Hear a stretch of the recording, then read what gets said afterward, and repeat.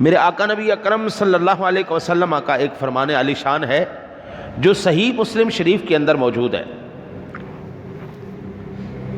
صحیح مسلم شریف میں 6639 نمبر پر یہ حدیث پاک ہے۔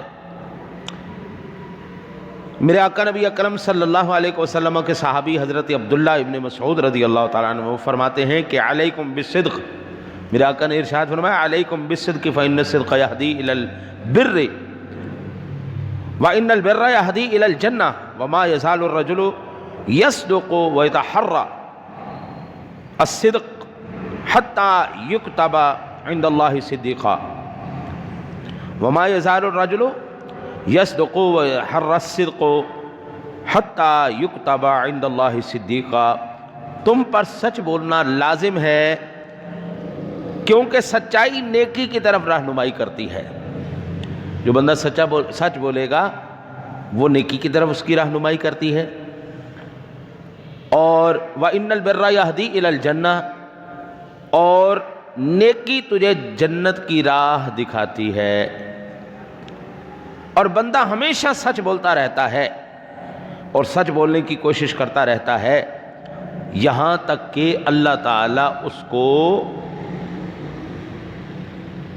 یکتب عند اللہ صدیقا، اپنے ہاں صدیقوں میں لکھ لیتا ہے۔ یہ کتنا بڑا درجہ ہے؟ نبوت کے بعد سب سے بڑا درجہ صدیقوں کا ہے۔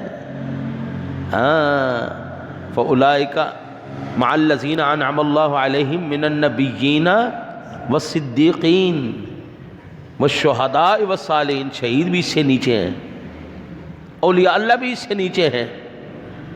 یہ اتنی بڑی بات ہے۔ میرے آقا نبی اکرم صلی اللہ علیہ وسلم نے اس کا دوسرا پہلو بیان فرماتے ہوئے فرمایا وَإِيَّاكُمْ وَالْكِذْبَ فَإِنَّ الْكِذْبَ يَهْدِي إِلَى الْفُجُورِ وَإِنَّ الْفُجُورَ يَهْدِي إِلَى النَّارِ وَمَا يَزَالُ الرَّجُلُ يَكْذِبُ وَيَتَحَرَّى الْكَذِبُ حَتَّى يُكْتَبَ عِندَ اللَّهِ كَذَّابًا، متفق علیہ۔ یہ مسلم شریف میں بھی حدیث پاک ہے، یہ بخاری شریف میں بھی حدیث پاک ہے، لیکن میں مسلم شریف سے پڑھ رہا ہوں۔ اور جھوٹ سے بچو، کیوں؟ فَإِنَّ الْكِذْبَ يَهْدِي إِلَى الْفُجُورِ، کیونکہ یہ جو جھوٹ ہے یہ تمہیں گناہوں کی طرف لے جاتا ہے۔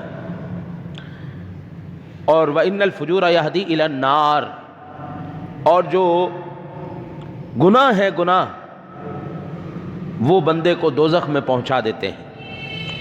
وَمَا يَزَالُ الرَّجُلُ يَكْذِبُ وَيَتَحَرَّى الْكَذِبُ حَتَّى يُكْتَبُ عِندَ اللَّهِ كَذَّابًا، بندہ ہمیشہ جھوٹ بولتا رہتا ہے، حتیٰ کہ جھوٹ بولنے کی وجہ سے اللہ کے ہاں وہ بندہ کذاب لکھ دیا جاتا ہے، بڑے جھوٹوں میں لکھ دیا جاتا ہے۔ یہ بہت بڑا جھوٹا ہے جی۔